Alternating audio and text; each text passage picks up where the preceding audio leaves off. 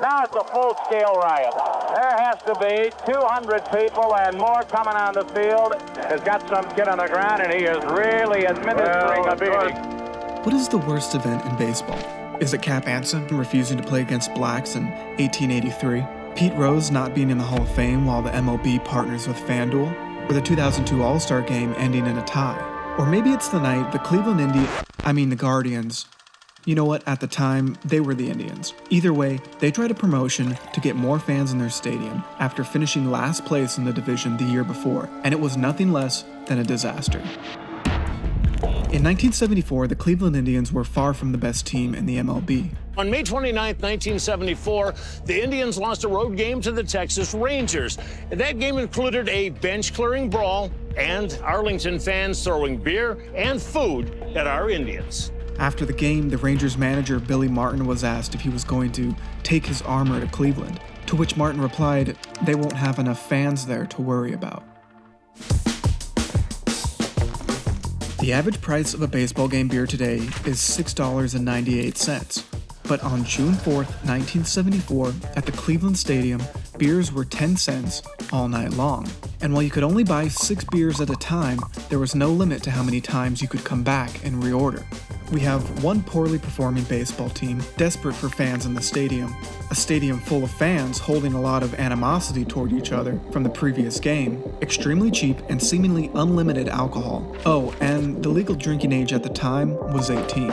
The Rangers quickly took a 5-1 lead, and fans were pretty wasted by this point already, lighting firecrackers and throwing them onto the field and into the stands, which must have had some fans looking to cool off, like this man who ditched his clothes and ran onto the field.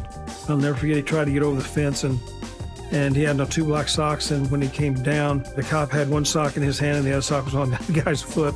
But he wasn't the only one. A woman ran onto the field and flashed the crowd before trying to make out with the home plate umpire. Father and son team, and they dropped their drawers and mooned the crowd. As the game progressed, more fans ran onto the field and disrupted play. By the 7th inning, families and the remaining sober fans had mostly left the ballpark. The rest of the crowd became increasingly intoxicated and belligerent. I must have had probably 15 or 20 pounds of hot dogs thrown at me playing first base. The one memorable thing I had thrown at me was an empty gallon jug of Thunderbird wine. I thought this is not all fun and games now. It's kind of gotten a little past the serious stage. They were just clearly understaffed. They had 2 girls working that.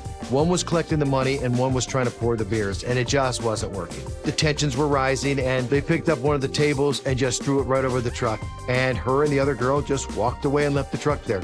We just started filling up our own containers. And some people flipped the handle of the tap and just let it flow right into their mouths. In the bottom of the 9th, the Indians managed to rally, tying the game to 5-5, and had Rusty Torres on second base, waiting for a shot at a potential game-winning run. But with a completely wasted and aggressive crowd, what happened next would be the beginning of the end for 10-cent beer night. A 19-year-old fan named Terry Yurkic ran onto the field and attempted to steal Rangers outfielder Jeff Burrows' cap. So I ran up behind Jeff Burrows, and I had it in my hand, and then I dropped it. And so I went down to pick it up, and I looked up, and he looked at me, and I said, "Oh, hell."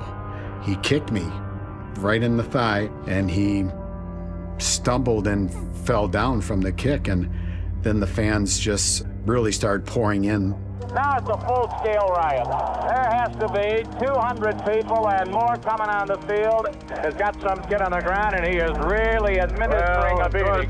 Oh, this is absolute tragedy. I have never seen anything as disgusting as this. I haven't either. Realizing that the Rangers' lives might be in danger, Cleveland manager Ken Aspromonte ordered his players to grab bats and help the Rangers, attacking the team's own fans in the process. Rioters began throwing steel folding chairs, and Cleveland pitcher Tom Hilgendorf was hit in the head by one of them. Both teams fled to their clubhouses together, while the crowd continued to riot. All 3 bases were stolen from the infield, and their locations are still unknown to this day. And after being hit in the head with a chair himself, the umpire crew chief forfeited the game to Texas, and a Cleveland SWAT team was called in. We had riot sticks with us, we had to swing them. We had to use force sometimes. I remember the tear gas they threw in there. That got control of the situation. They turned the lights out. Everybody's gone except for 15 teenagers standing on top of the Rangers' dugout, chanting for the Rangers to come out and fight. 9 fans were arrested, and the Indians escorted the Rangers to their bus, which probably made for an interesting apology. But people do change.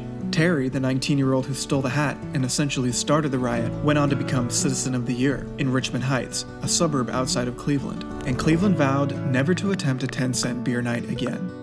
Yeah, I'm just kidding. They did it again a month later. This time with 200 police officers and a limit of 2 beers per customer. And the game went on without a problem.